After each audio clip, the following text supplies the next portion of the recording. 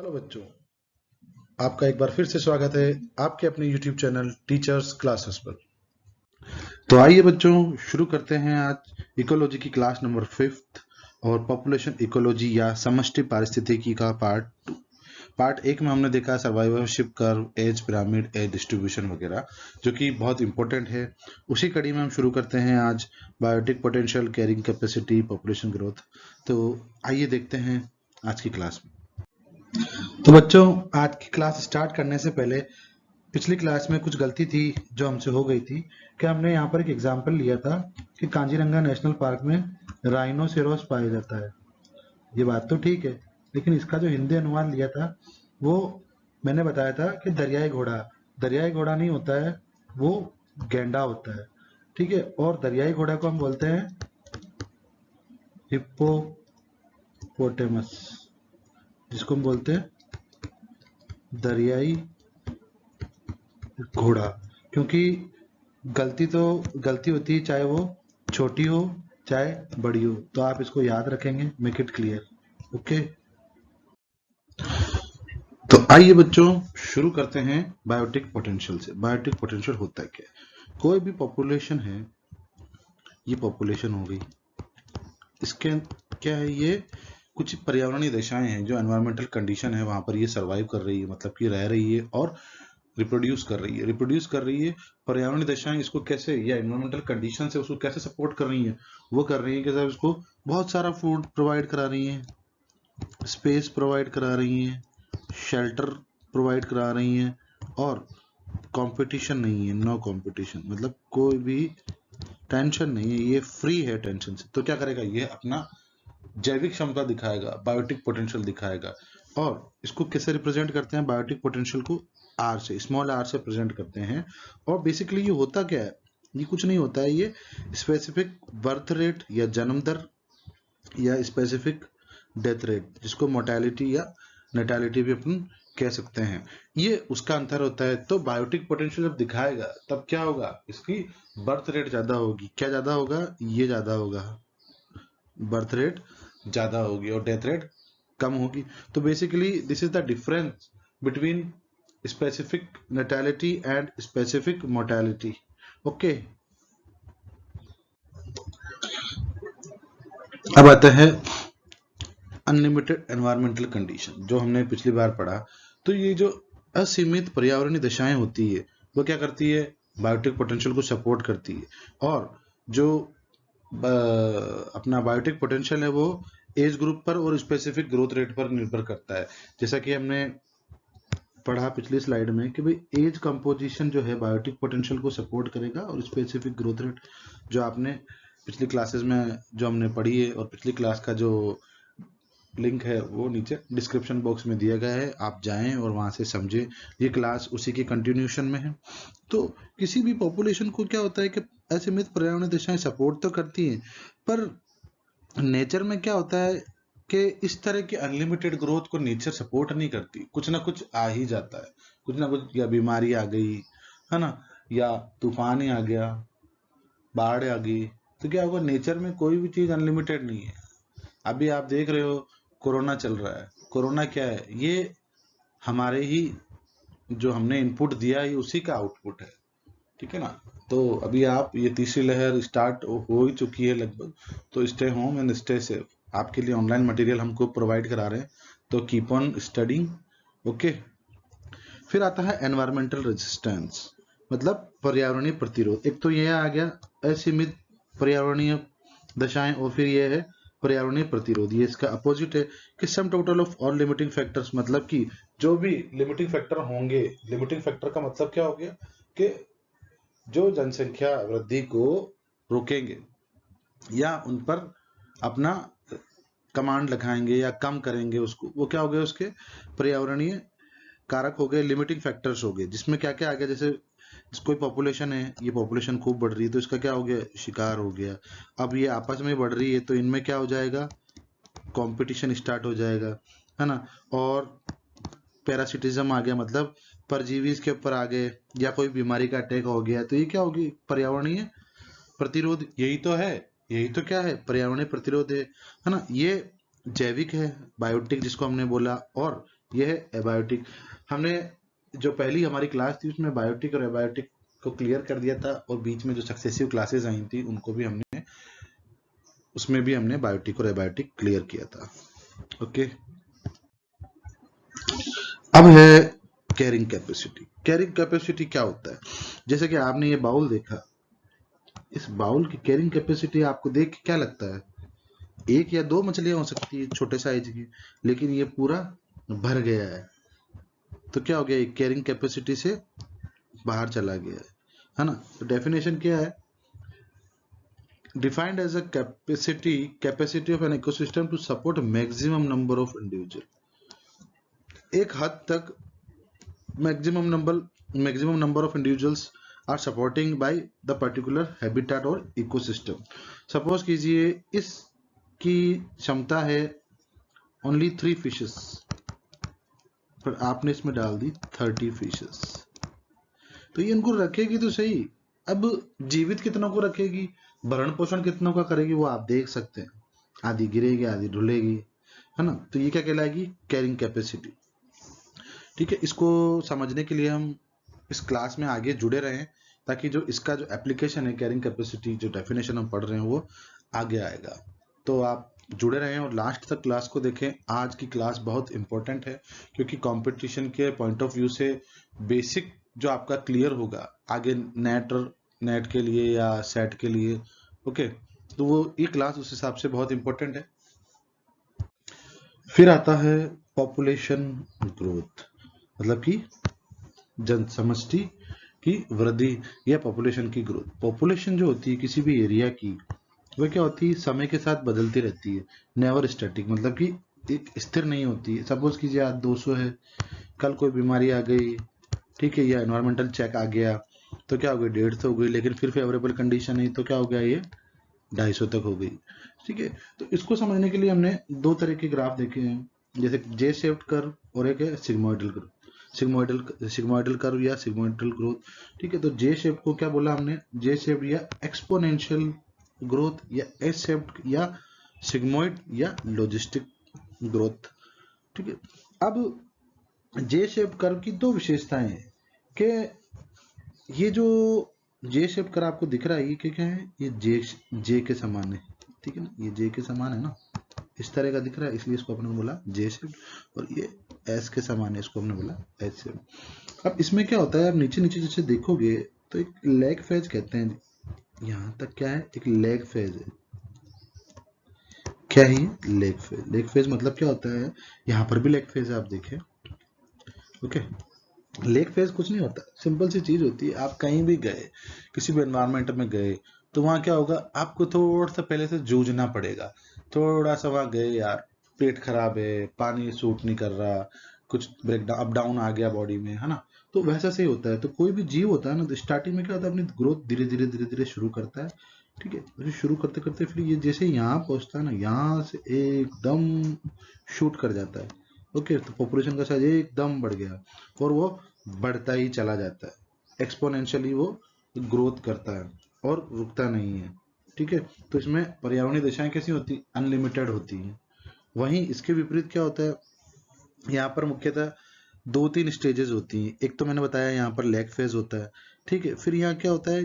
धीरे धीरे धीरे धीरे धीरे धीरे बढ़ता है, पॉजिटिव। ठीक है, तो यहाँ क्या होता है? पॉजिटिव एक्सेलरेशन होता है, एक्सेलरेशन होता है। ओके, मतलब धनात्मक रूप से वृद्धि ऊपर की ओर होती है। फिर एकदम ये क्या होता है? ये जो एरिया है यहाँ तक का, ये यहाँ तक का एक्सपोनेंशियल ग्रोथ का होता है, जैसा कि यहाँ दिख रहा है ना ये।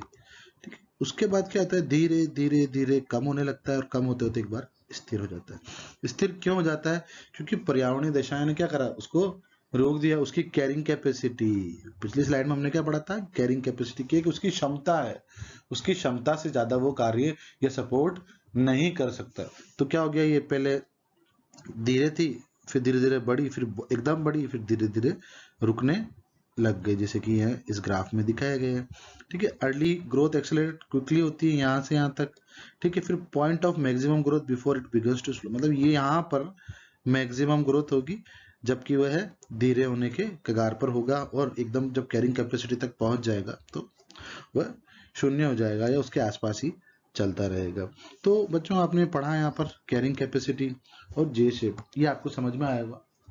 तो आइए चलते हैं आगे वाले स्लाइड पर। अब ये है ग्रोथ इक्वेशंस, जो पीछे हमने जो ग्राफ पढ़े हैं एक्सपोनेंशियल और लॉजिस्टिक ग्रोथ के, ये उन्हीं से रिलेटेड क्या है, इक्वेशन है, जो कि इंपॉर्टेंट है क्योंकि इनसे क्या होता है, डायरेक्ट क्वेश्चन आता है। डायरेक्ट वो इक्वेशन ही पूछ लेता है कि इनमें से दिए गए में से कौन सी एक्सपोनेंशियल की ग्रोथ इक्वेशन है और कौन सी लॉजिस्टिक ग्रोथ इक्वेशन। तो इसको ध्यान में रखें और थोड़ा सा कॉम्पिटिटिव अप्रोच अपनी बनाएं। ओके, फिर आता है जे शेप ग्रोथ कर्व किसे कहते हैं और एस शेप ग्रोथ कर्व किसे कहते हैं। ये उन्हीं की परिभाषा है, इसको भी आप लिखें और ये यूनिवर्सिटी एग्जाम्स में लिखने के लिए काफ़ी इम्पोर्टेंट है, तो इसको ध्यान में रखें। पूरा टॉपिक बहुत ही इम्पोर्टेंट है। अब इनमें है डिफरेंस, इसको हम थोड़ा सा देखेंगे। हिंदी और इंग्लिश में दोनों में ही दिया हुआ है, तो मुझे नहीं लगता कि हिंदी और इंग्लिश में कोई दिक्कत आने वाली है। ओके, अगर आपको कोई दिक्कत होती है तो आप हमें नीचे कमेंट बॉक्स में लिख सकते हैं। जो भी आपकी क्वेरीज होगी हम उनको पॉजिटिवली दूर करेंगे। एक्सपोनेंशियल या जे शेप ग्रोथ क्या होती है, ये कब होती है, जब मैंने क्या बोला पिछली स्लाइड में कि भाई रिसोर्सेज बहुत सारे हो, अबंडेंट ऑफ रिसोर्सेज हो, मतलब प्रचुर मात्रा में हो। फ्री है तो सीधा ऊपर जाएगी पॉपुलेशन, ये ऊपर गई, ऊपर पॉपुलेशन, ऊपर हवा में चले जाते हैं ना, कहते हैं ना यार तो बहुत ऊंचा उड़ रहा है हवा में, क्यों उड़ रहा है भाई, खूब पैसा है। वैसा ही एक्सपोनेंशियल ग्रोथ है। ओके, और ये क्या है, सिग्मोइड ग्रोथ, कि जब रिसोर्सेज लिमिटेड हो, मतलब ग्राफ धीरे धीरे बढ़ेगा, ऐसे धीरे धीरे धीरे ऐसे। फिर है population part well beyond the capacity, carrying capacity, carrying capacity के भी ऊपर जा रहा है, आपको पता हो तो। लेकिन यहाँ पर क्या हो रहा है, इधर देखें साइड में, कैरिंग कैपेसिटी से क्या हो रहा है, टच होके नीचे आ रहा है ना। फिर ये बोलता है कि स्टेडी स्टेट, मतलब एक सतत अवस्था, ये क्या होगी, एक स्टेडी स्टेट होगी, मतलब कि ये स्थिर अवस्था आ गई, यहाँ पर ना बढ़ रही है ना घट रही है, जितनी जी रहे हैं बस। लेकिन यहाँ क्या हो रहा है, सीधी बढ़े जा रही है। ओके, पर याद रखें आप बच्चों, इस तरह की जो जे शेप्ड ग्रोथ कर्व है और ये कर्व है, ये जो जे शेप्ड वाली है, ये प्रकृति में बहुत कम मिलता है ऐसा, क्योंकि कोई ना कोई एनवायरमेंटल चेक या कोई पर्यावरणीय प्रतिरोध आ ही जाता है। तो keep it in mind that it is not frequent phenomena J shaped growth. Okay, अब आता है रेगुलेशन ऑफ पॉपुलेशन, मतलब कि जनसंख्या का नियमन। जनसंख्या का नियमन क्या होता है कि सर, हमने पिछली क्लास में जैसा पढ़ा, जो हमारी पॉपुलेशन इकोलॉजी की जो पहली क्लास थी, कि 4 तरह के कारक हैं। ये जो आपको डायग्राम दिख रहा है, ये पिछली क्लास का है। 4 तरह के कारक बताए गए, नेटेलिटी, इमाइग्रेशन, मोर्टेलिटी और इमिग्रेशन। ये क्या करते हैं, जनसंख्या को बढ़ाते भी हैं और घटाते भी हैं। कैसे बढ़ाते हैं, कैसे घटाते हैं, हमने पिछली क्लास में डिटेल में पढ़ा था।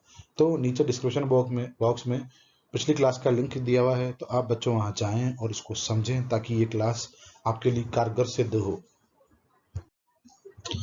अब इसमें कुछ कारक हैं जो कि जनसंख्या का नियमन करते हैं। 4 कारक तो जो पिछली स्लाइड और पिछली क्लास वाले हैं, और यहाँ पर हमने कुछ जोड़े हैं। और पहला है डेंसिटी डिपेंडेंट और डेंसिटी इंडिपेंडेंट। डेंसिटी डिपेंडेंट में क्या होता है कि इसमें कोई जनसंख्या है, जनसंख्या घनत्व तो आपने पढ़ लिया। अब यहाँ पर पहले 1 प्राणी था, 2 प्राणी थे, 3 प्राणी था और 4 प्राणी थे, आराम से जी रहे थे, कोई दिक्कत नहीं थी, ठीक है। लेकिन यहाँ पर एक और आ गया, यहाँ पर एक और आ गया, यहाँ पर एक और आ गया, यहाँ पर एक और आ गया, यहाँ पर एक और आ गया, यहाँ पर एक और आ गया। तो अब इतने सारे हो गए, तो जगह क्या हो गई, स्पेस कम हो गया, है ना। और ये एक दूसरे के दुश्मन भी हो गए, तो मतलब कंपटीशन, प्रतियोगिता क्या हो गई, बढ़ गई, है ना। और डिजीज का खतरा क्या हो गया, डिजीज भी जैसे अपने यहाँ भी कोरोना है, वो क्या है, डेंसिटी डिपेंडेंट ही है।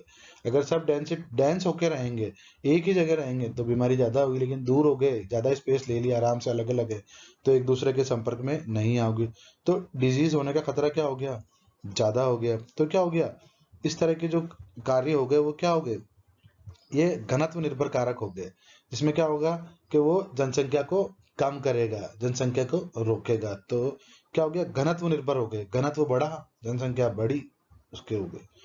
अब आता है डेंसिटी इंडिपेंडेंट फैक्टर।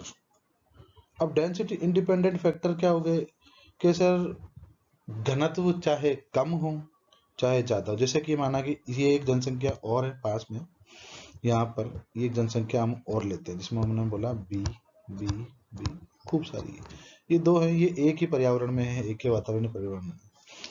अब क्या हुआ यहाँ सर, बारिश आई तो पानी यहाँ पर भी गिरेगा, चाहे घनत्व यहाँ 100 रह रहे हैं चाहे यहाँ 50 रह रहे हैं, पानी दोनों के लिए समान ही बरसता है ना, ठीक है। बाढ़ आई, चाहे यहाँ 100 रह रहे हैं चाहे यहाँ 50 रह रहे हैं, बराबर ही आएगी, दोनों को बहा के ले जाएगी, कोई फर्क नहीं करेगी। या जंगल में आग लग गई, जंगल में आग लग गई तो 50 में भी उतनी ही बात पड़ेगी और 100 पर भी उतनी ही बात पड़ेगी। तो जो घनत्व स्वतंत्र कारक है या डेंसिटी इंडिपेंडेंट जो फैक्टर है वो क्या करते हैं, वो इन चीजों पर निर्भर नहीं करते, जनसंख्या ज्यादा है या घनत्व ज्यादा है या कम, वो दोनों को ही निपटाते हैं। ओके, इसको आगे आने वाली स्लाइड में हम और अच्छी तरह से समझते हैं। आइए, जैसे कि कुछ कारक हैं जिनको आप देखकर पढ़कर समझ पाएंगे आसानी से कि हमने पिछली स्लाइड में क्या बातें करी। अब कुछ फैक्टर्स हैं डेंसिटी डिपेंडेंट और डेंसिटी इंडिपेंडेंट। जैसे कि डेंसिटी डिपेंडेंट क्या हो गए सर, डेंसिटी बढ़ेगी तो स्पेस क्या हो जाएगा, कम हो जाएगा, पानी की जो है कमी हो जाएगी, फूड की कमी हो जाएगी, और जो अपन को शरण दी हुई जो जगह पर वो कम हो जाएगा, कंपटीशन बढ़ जाएगा, प्रेडेशन मतलब शिकार ये भी बढ़ जाएगा, और डिजीज होने का खतरा जैसे मैंने पीछे बताया जब बढ़ जाएगा, और परजीविता भी बढ़ जाएगी। फिर उसी तरह से आता है डेंसिटी इंडिपेंडेंट, कोई फर्क नहीं पड़ रहा है कितनी भी जनसंख्या हो, कम हो चाहे ज्यादा हो, प्राकृतिक जो भी घटना दुर्घटना या डिजास्टर्स आएंगे वो बराबर होंगे दोनों के लिए, सूर्य का ताप सबको बराबर मिलेगा, प्रकाश बराबर मिलेगा, ह्यूमन एक्टिविटी दोनों को ही दिक्कत करेंगी, खुद को भी करती है दूसरे जंतुओं को भी करती है। तो ह्यूमन जो है जब तक अपनी हरकतों से बाज नहीं आएगा तब तक कोरोना जैसी चीजें और ग्लोबल वार्मिंग जैसी चीजें होती ही रहेगी। तो बच्चों, हर वर्ष प्रति वर्ष कम से कम केक ना काटो अपने जन्मदिन पर 5 पौधे ही लगा लिया करो, घर में सुकून मिलेगा जिंदगी में, ठीक है ना। कभी जब मर रहे होगे ना पलंग पे तो देख रहे होंगे हाँ यार 5 पौधे मैंने लगाए हैं, बच्चे याद करेंगे पीछे से। और बच्चों को छोड़ो, आप तो आपकी तसल्ली के लिए लगाओ, ऑक्सीजन की जरूरत आज पड़ रही है, ऑक्सीजन कंसंट्रेटेड की जरूरत। ओके, फिर फिजिकल कैरेक्टर्स कुछ भी हुए, पहाड़ हुआ, पर्वत हुआ, नदियां हुई, ये सबके लिए बराबर बहेंगी, और जंतुओं का जो भी बिहेवियर होगा एक दूसरे के प्रति वो नहीं बदलेगा, ठीक है। फिर आता है की फैक्टर एनालिसिस। अरे यार सर, पॉपुलेशन में मृत्यु हो रही है लोगों की, जनसंख्या है वहां पर क्या हो रही है, मृत्यु हो रही है, ठीक है। तो अपन क्या करेंगे, एनालिसिस करेंगे यार मर क्यों रहे हैं। आपको बोला जाए ये कोरोना है, इसमें लोग इतना मर क्यों रहे हैं, बीमारियां तो और भी होती है। आप गए साहब, आपने सर्वे किया, आपने देखा इधर बीमारी तो नॉर्मल ही है, लेकिन इसको क्या करा लोगों ने बढ़ा दी। कैसे बढ़ा दी सर, एक तो वो मिलना बंद नहीं कर रहे, क्योंकि जो सोशल गैदरिंग है उसको लिमिट नहीं कर रहे, और एक परहेज नहीं रख रहे हैं, या जो भी प्रिकॉशंस डॉक्टर बता रहे हैं वो नहीं रख रहे हैं। तो क्या हो रहा है, की फैक्टर क्या हो गया कि उनका मिलना जुलना उनको मार रहा है। जैसे कि इसका एक एग्जांपल पर्यावरणीय दशाओं में क्या है कि जो इंसेक्ट्स होते हैं जब वो माइग्रेट होते हैं एक स्थान से एक दूसरे स्थान से, तो क्या होता है कि जो अडल्ट होते हैं वो मारे जाते हैं। अब हमने पिछली क्लास में पढ़ा था कि जो अडल्ट होते हैं, जो इंसेक्ट्स होते हैं, उनमें क्या होता है, पोस्ट रिप्रोडक्टिव मतलब जनन के बाद की कोई अवस्था नहीं होती। तो माइग्रेट जब करते हैं वो, तब वो क्या करते हैं, एक से दूसरी जगह जाते हैं और दूसरे कीटों के जन्म देते हैं और उसके बाद मर जाते हैं। तो ये फिनोमिना वहां से रिलेटेड है। तो पिछली क्लास के जो भी हैं उनको आप सब पढ़ें, फिर ये क्लास पढ़ें। मेरी ये इस चैनल के अंदर सारी क्लासेस एक के बाद एक कंटिन्यूएशन में है, और जो भी किसी भी टीचर की क्लास आएगी वो सब कंटिन्यूएशन में आएगी। तो बच्चों क्लास को स्टार्टिंग से देखें लास्ट तक देखें, और सारी पूरी सीरीज देखें आप इकोलॉजी की, आपको बड़ा मजा आने वाला है। ओके, अब हम देखते हैं आर सेलेक्टेड स्पीशीज और K selected species. Basically r selected और के सेलेक्टेड स्पीशीज जो एनवायरनमेंट होता है, जो भी एनवायरनमेंट है उस समय, ये उसका रिजल्ट होता है कि एनवायरनमेंट कैसा होगा तो आर को सिलेक्ट कर रहे हैं, और कैसा होगा तो ये के स्पीसीज बन रही है। मतलब कि एक तरह से क्या है, इवोल्यूशन हो रहा है। उद्विकास, इसको हिंदी में क्या बोला हमने, उद्विकास हो रहा है, इंग्लिश में बोला इवोल्यूशन। इवोल्यूशन किन का, आर सेलेक्टेड स्पीसीज का और के सेलेक्टेड स्पीसीज का। अब क्या एनवायरमेंटल कंडीशन रही या क्या वातावरण रहा या क्या क्लाइमेट रहा, देखते हैं। ये अनफेवरेबल हो या डिस्टर्ब साइट हो या कोई भी साइट का डिग्रेडेशन हो रहा है, ठीक है, जरण हो रहा है, और या फिर वहां का पर्यावरण अनप्रिडिक्टेबल हो, पता ही नहीं है सर, जो करना है आज ही कर लो, क्या पता सुबह उठे हैं बारिश आ जाए, हाँ, धूप तेज पड़ी, लू लगी, मर गए, तो अपनों ने क्या करा, आज ही जिंदगी जी ली। मतलब जो आगे कैरेक्टर आएंगे उनको आप पढ़ेंगे तो आपको समझ में आ जाएगा कि आर क्या होता है और के क्या होता है। फिर भी मैं ये गोले बनाए हैं मैंने, तो इनमें मैं आपको समझाता हूँ कि जंगल है, इसमें हिरण है, ये हिरण है, हिरण विथ फैमिली या जोड़ा, और इधर भी क्या है, हिरण है।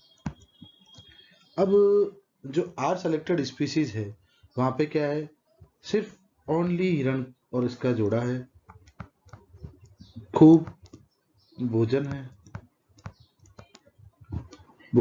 और जो स्पेस है, जो स्थान है, वो भी क्या है, बहुत सारा है, नो कंपटीशन, कंपटीशन।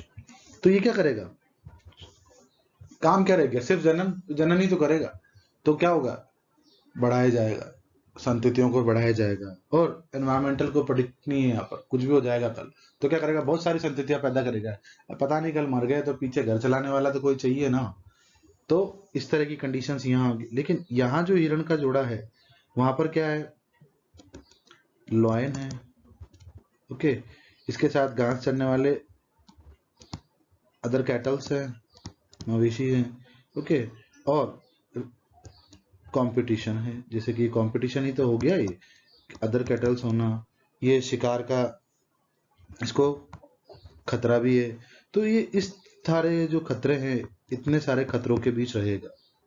और पर्यावरण कैसा होगा, लेकिन यहाँ पर प्रिडिक्टेबल होगा, अब सर्दी आएगी, अब गर्मी आएगी, अब बारिश होगी, अब आंधी आएगा, अब तूफान आएगा, इस तरह की दशाएं होती हैं। तो ये क्या करता है, पॉपुलेशन क्या होती है, थोड़ी स्टेबल होती है। क्यों होती है, क्योंकि इस तरह की जो चीजें हैं, कंपटीशन है या दूसरे जानवरों को शिकार होने का डर है या पर्यावरणीय दशाएं, ये क्या करती है, पॉपुलेशन को बढ़ावा देती है। कैसे कि पॉपुलेशन स्टेबल कैसे होगी, कि सर एक तो वह संतति कम उत्पन्न करेगा, इसके मुकाबले अगर ज्यादा उत्पन्न करेगा तो शेर खा जाएगा, उनको खिलाएगा क्या, क्योंकि खाने वाले और भी हैं, मतलब कि यहाँ पर क्या है, और भी कंपटीशन है। तो इस तरह की बहुत सारी चीजें होंगी जो आगे हमने एक टेबल दी है, उसके जरिए हम समझेंगे, आपको बहुत फायदा करेगी ये टेबल कंपटीशन एग्जाम में, चाहे नेट हो, चाहे सेट हो, या आप एमएससी और बीएससी में भी इसको लिखते हैं तो बहुत अच्छे नंबर आप पा सकते हैं। तो there are difference between r selected and K selected species. मैंने हिंदी और इंग्लिश दोनों को ही इसमें कंसीडर किया है, तो इसमें कोई दिक्कत नहीं होनी चाहिए मेरे ख्याल से। सबसे पहला आता है कैरिंग कैपेसिटी की बात होती है। जैसे कैरिंग कैपेसिटी ये तीसरी चौथी बार आ गया है, तो इसको आपको ध्यान में रखना है। ये बहुत सारे कंसेप्ट्स पर आपके मतलब भारी है, और ये क्लियर उन्हीं से जो कंसेप्ट आगे आने वाले और पीछे के जो कंसेप्ट है वो इसी से क्लियर होंगे। तो maximum number of individual supported, इसमें क्या होता है, बहुत सारे इंडिविजुअल्स होंगे जो कि सपोर्ट किए जाएंगे एक हैबिटेट के द्वारा। ये कैरिंग कैपेसिटी का ये ग्राफ बनाया था ना आप लोगों ने, ये है ना, तो ये इस तरह की जनसंख्या होगी यहाँ पर, ओके। और यहाँ पर कैरिंग कैपेसिटी नहीं होगी, क्यों, क्योंकि ये क्या होगा, दाम से बाहर निकल जाएगा, ठीक है। तो कैरिंग कैपेसिटी से क्या हो गया, ये ऊपर निकल गया है।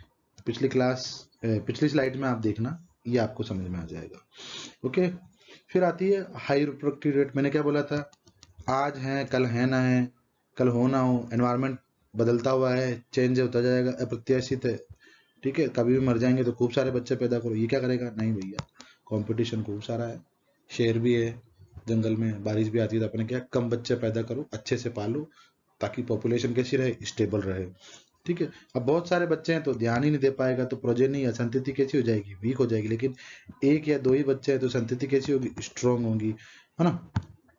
फिर आता है पेरेंटल केयर। अरे भाई मक्खी है, मक्खी है क्या सारे बच्चों को पालती है क्या, खूब सारे बच्चे पैदा कर देती है, लाखों हजारों की संख्या में, और उड़ जाती है देखे। लेकिन वही है, जैसे गाय हुई, एक ही बच्चा पैदा करेगी, हाथी हुआ, मनुष्य हुआ, सब क्या करते हैं, एक या दो बच्चे पैदा करते हैं और उनका ध्यान बड़े ढंग से रखते हैं। तो पेरेंटल केयर यहाँ कैसी होती है, ज्यादा होती है, और यहाँ कैसी होती है, कम होती है।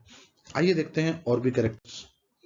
फिर आता है रिसोर्सेज अनलिमिटेड। मैंने क्या बोला था, एक ही हिरण का जोड़ा, खूब सारी घास है, चरते रहो, कोई दिक्कत नहीं है। तो कैसे साधन कैसे हो गए, अनलिमिटेड रिसोर्सेज हो गए।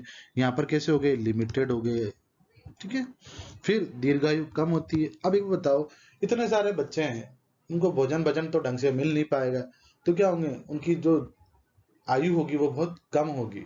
मैंने बोला ना, टेम्परेचर क्या है, वातावरण कैसा अनप्रिडिक्टेबल है, एनवायरमेंट है, तो क्या होगा, जल्दी से अपना जीवन जो है वो पूरा कर लेंगे और मर जाएंगे। लेकिन यहाँ क्या होगी, दीर्घायु ज्यादा होंगे, है ना। ये कम यहाँ से हटा लो, ये कॉपी पेस्ट करने में थोड़ा सा दिक्कत हो गया। तो दीर्घायु कैसे होंगे, ज्यादा होंगे, आयु ज्यादा होगी, स्टेबल पॉपुलेशन है। फिर इनस्टेबिलिटी ऑफ पॉपुलेशन, जनसंख्या में अस्थिरता होगी, कभी भी बढ़ गई, कभी भी घट गई, कोई बीमारी आई एक साथ ही मर गए, बॉटल नेकिंग हो गई या सिलेक्शन हो गया, है ना। और यहाँ पर क्या होगा, नहीं, मजबूत होगी पॉपुलेशन, कैसी होगी, उसके जो इंडिविजुअल्स हैं या जीव हैं वो कैसे होंगे, मजबूत होंगे, ठीक है ना, स्थिर रहेंगे, काफी लंबे समय तक जिएंगे। और ये क्या होगी, कोई भी बीमारी के प्रति ज्यादा ससेप्टेबल होंगे, और ये क्या होगी, डिजीज रेजिस्टेंट होंगे। मैंने क्या बोला, इनकी ट्रेनिंग जो हुई होगी एक फौजी की तरह हुई होगी, और इनकी ट्रेनिंग एक कैदी की तरह हुई होगी, है ना। तो ये बड़े कमजोर से होंगे, ये थोड़े मजबूत से होंगे। यहाँ पर बीमारी जल्दी फैलेगी, यहाँ पर थोड़ी कम जल्दी फैलेगी, मतलब दिक्कत नहीं करेगी, वो उससे रेसिस्ट कर जाएंगे, बीमारी से ओवरकम कर जाएंगे। अब है पायनियर्स एंड क्लाइमेक्स। आप ये ध्यान रखें, जब कहीं पर भी प्लांट सक्सेशन या पादप अनुक्रमण हो रहा होता है, तो सबसे पहले जो भी कम्युनिटी आती है, जैसे लाइकेन है, तो लाइकेन जब आई तो उसने वहां पर ग्रो करना शुरू किया, तो वह क्या कहलाई, आर सेलेक्टेड कहलाई, है ना। तो उसने शुरू किया और वह ग्रो करते करते इतनी ग्रो हो गई कि उसके लिए वो एनवायरमेंट खुद के लिए अनसुटेबल हो गया और वह मर गई। फिर दूसरी कम्युनिटी आई, उसके लिए सुटेबल हो गई। तो ऐसे करते करते क्या होता है, अनस्टेबल से स्टेबल की तरफ बढ़ते हैं, तो के सेलेक्टेड आ जाती है। और जो के सेलेक्टेड स्पीसीज होती हैं वही क्या होती हैं, क्लाइमेक्स तक पहुंचती है ना। तो यहाँ पर पायनियर और क्लाइमेक्स आपको समझ में आया होगा। फिर आता है basic metabolic rate, B M R. वह किन में ज्यादा होती है, जो आर सेलेक्टेड स्पीसीज होती हैं। पीछे जो भी हमने कैरेक्टर पढ़े कि सर जल्दी जल्दी रिप्रोडक्शन हो रहा है, खूब सारे बच्चे हो रहे हैं, है ना, तो जल्दी जल्दी बड़े हो रहे हैं, जल्दी जल्दी संतति खत्म हो रही है, जल्दी जल्दी पैदा भी हो रहे हैं, तो लाइफ साइकिल छोटा हो गया, मतलब सब कुछ जल्दी जल्दी हो रहा है, तो बेसिक मेटाबॉलिक रेट क्या होगी, वो ज्यादा होगी। और वहीं उसके विपरीत क्या हो रहा है, यहाँ पर बेसिक मेटाबॉलिक रेट थोड़ा सा कम होता है। अब आता है लास्ट में intra specific competition and inter specific competition. अब हमने क्या बोला था कि सर इतने सारे बच्चे पैदा होते हैं तो दुश्मनों की जरूरत ही नहीं, खुद ही अपने दुश्मन बन जाते हैं, ठीक है। तो वह अपनी ही जाति के लोगों के साथ क्या करते हैं, प्रतियोगिता करते हैं भोजन के लिए और जगह के लिए। तो ये क्या कहलाता है, इंट्रा स्पेसिफिक। वहीं क्या होता है, हाँ खुद के तो दो ही बच्चे हैं, तो आपस में कितना कंपटीशन कर लेंगे, तो एक कंपटीशन लिमिटेड होता है। लेकिन दूसरी जाति के जो जंतु हैं उनसे उन्हें खतरा रहता है कि वह किसी का शिकार ना बन जाए, है ना। तो ये बच्चों आज की क्लास थी, मुझे लगता है आपको आज समझ में आया होगा। और ये जो क्लास थी बहुत ही इंपॉर्टेंट क्लास थी। अब आप हमारे साथ जुड़े रहें क्योंकि आगे इकोलॉजी की और भी क्लासेस आ रही हैं, ठीक है। तो वीडियो देखने के लिए थैंक यू। और आप इसको पसंद आया है आपको वीडियो, तो शेयर, सब्सक्राइब और कमेंट करना ना भूलें। थैंक यू बच्चों।